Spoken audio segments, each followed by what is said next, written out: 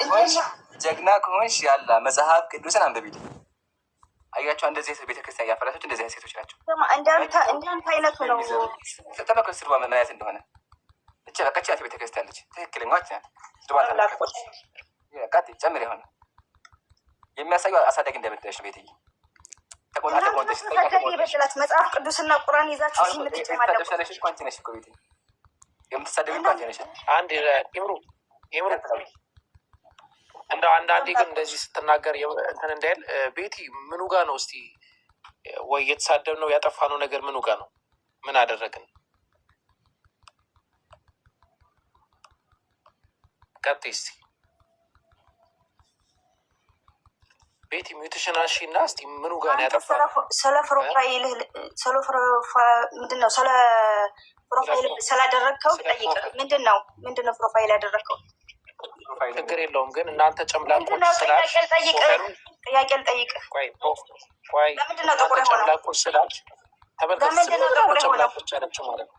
በቃ ቤት ትቀጥያለች ወደዛ በምንም ይኸው ባለጌዎች ጨምላቆች አለች። ምን አጠፋን? የለም ፕሮፋይልህ ለምንድነው ጥቁር የሆነው ትለኛል። እሺ ነጭ አደርገዋለሁ፣ በነጭ አለኝ ነገ ነጭ አደርገዋለሁ። ችግር የለውም አንቺ የሚያስደስትሽ የሰይጣን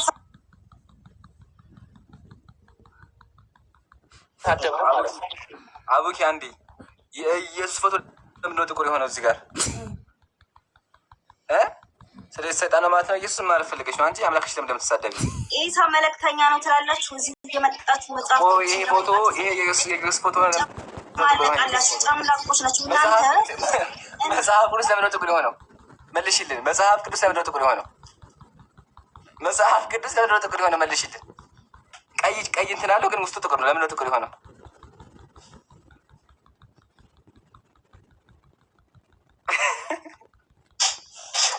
የለም በቃ መልስ የለም። የመጽሐፍ ቅዱስ ፕሮፋይል ዝም ብላ ነው አንተ ትምህርት ተማርሽ። ትምህርት ገና አልጨረስክም። ተማር ገና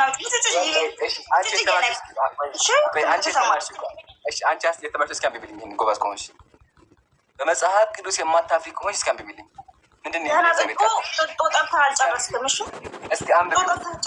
ኢየሱስ እስከ 30 ዓመቱ ነው በሚጠባው። ጨርሻለሁ አልሐምዱሊላህ። ኢየሱስ ግን 30 ዓመቱ ድረስ ትጠማ ነበር። ላሳይሽ አምላክሽ 30 ዓመቱ ድረስ ነው የሚጠባው። ላሳይሽ። ደስ ይልሻል?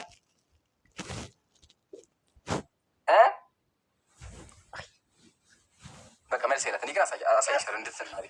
ላሳይሽ አምላክሽ 30 ዓመቱ ጨርሻለሁ። አምላክሽ አልጨረሰም። ኢየሱስ 30 ዓመቱ ድረስ ይጠባ ነበር። ላሳይ በመጽሐፍ ያው ልክፈት መጽሐፍ ተመልከት። ሁላችሁም አሁን የከፈኩት ሃይማኖተ አበው እዩት። መጽሐፉን ምን ይላል? ዙም ላግላችሁ በደንብ ሊታያችሁ እዩት። የልደቱ ነገር ሰው ሊያውቀው ሊናገረው አይችልም። የአካል እድገት ፍጻሜ እስከሚሆንበት 30 ዓመት ድረስ ጡት ጠብቶ በስጋ በየጥቂት ማደግን ወደደ ይላል። አምላክሽ 30 ዓመቱ ድረስ ጡት ይጠባ ነበር። ትቀበይዋለሽ? መጽሐፍ ቅዱስ እሺ፣ ይሄ መልሽልኝ። ይሄ መልሽልኝ። ለምንድን ነው አምላክ 30 ዓመት በአንተ ስም አይጠራም? እሺ፣ ለማንኛውም አይጠራም፣ ችግር የለውም።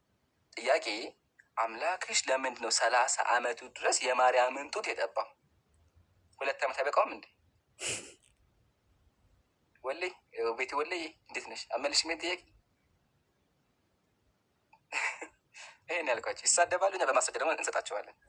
ያለ መለሽ ለምንድን ነው አምላክ ሰይጣን ነኝ እኔ? ይገርማል። ግን ታውቂያለሽ ሰይጣን ቤተክርስቲያን ያገለግላል። እንዳንተ አይነት ሰይጣን አገልጋይሽ ነው። አንቺ ታውቂያለሽ። እሱም ላሳይሽ። ሰይጣን ቤተክርስቲያን አገልጋይ ነው። ደግሞ ክርስቲያኖች ናቸው የተለመዱ ትላላችሁ በመጠጥና እንዴት እናንተ በስንት በመቼ ሰፍራችሁ ነው አሁን እናንተ ስለመጠጥን የምትለምትሉት? ኧረ በእናትህ ስከሩ አለ እግዚአብሔር መጽሐፍ ቅዱስ ላይ ጠጡና ስከሩ አለ። ላሳይሽ እሱንም አያቸው። እንደ ቀደ እች ያቷ ክርስትና ቻ በቃ ይሳደባሉ፣ ከዚያ ያወርዳሉ። ላሳይሽ እሱንም ቀጥል። እስከዛው አብቂ ያጋ ጀማ ምን ይላል? ለጥፋት ለቀረበ ሰው ብርቱ መጠጥ ስጡት፣ ነፍሱ ለመረረው የወይን ጠጅ ስጡት ይላል። እግዚአብሔር ምን አለ?